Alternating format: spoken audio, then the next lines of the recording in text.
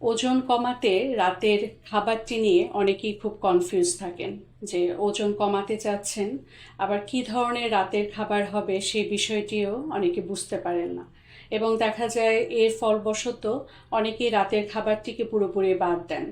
কিন্তু যেটা হয়, ওজন কমার পরিবর্তে আমাদের শারীরিক বিভিন্ন ধরনের সমস্যা আমরা ফেস করতে পারি এবং ওজন কমার পরিবর্তে কিন্তু ওজন আস্তে আস্তে বেড়ে যেতে থাকে। তো আজকে সেই বিষয়টি নিয়ে কিছু কথা বলবো। আমি আপনাদের সবাইকে স্বাগত জানাচ্ছি। আমি ডায়েটিশিয়ান তপতী সাহা, আছি স্কয়ার হসপিটালে।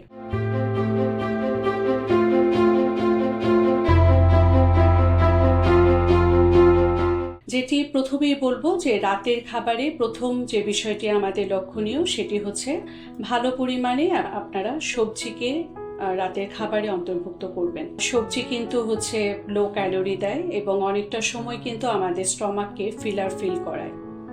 দ্বিতীয় যে বিষয়টি, আপনাদের রাতের খাবারে যথাযথ পরিমাণে আমিষযুক্ত খাবারকে রাখতে হবে। আমিষ কিন্তু আমাদের পেশিকে সবল রাখে এবং তার পাশাপাশি আমাদের ক্ষুধাকেও নিয়ন্ত্রণ করতে সহায়তা করে। অনেকেই দেখা যায় যে ওজন কমানোর জন্য তারা কিন্তু একদমই কার্বোহাইড্রেটকে বাদ দিয়ে দেন। রাতের খাবারে আপনারা কার্বোহাইড্রেটকে নিয়ন্ত্রণ করবেন, কিন্তু একেবারে বাদ দিয়ে দেওয়া যাবে না। প্রয়োজন বোধে আপনারা কমপ্লেক্স কার্বোহাইড্রেট সেটাকে গ্রহণ করুন এবং তার জন্য একজন পুষ্টিবিদই কিন্তু সেই গাইডলাইনটি দিতে পারে।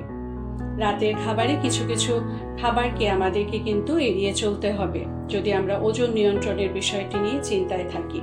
সেখানে অবশ্যই অতিরিক্ত কার্বোহাইড্রেট খাবার, তৈলাক্ত, ভাজা পোড়া, জাঙ্ক ফুড, ফাস্ট ফুড বা নুডলস, এই জাতীয় খাবারগুলোকে আপনারা বাদ দিবেন।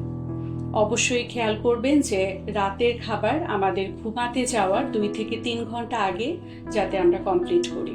অনেকেই দেখা যায় যে রাতের খাবার খাওয়ার পরে বেশ অনেকটা সময় বসে বা শুয়ে কাটান। সেটা অবশ্যই করা যাবে না। খাওয়ার পর আমাদের বিশ্রামে না যেয়ে আমাদের একটু শারীরিকভাবে মুভমেন্ট বাড়াতে হবে। হালকা 15 থেকে 20 মিনিট আপনারা কিন্তু পায়চারি করতে পারেন।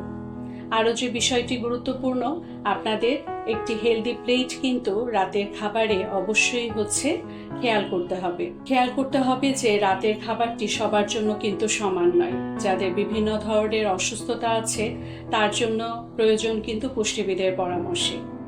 আপনাদের সাথে খুব তাড়াতাড়ি আবার নতুন কোনো হেলথ টিপস নিয়ে দেখা হচ্ছে। সে পর্যন্ত সবাই ভালো থাকুন, সুস্থ থাকুন। ধন্যবাদ সবাই।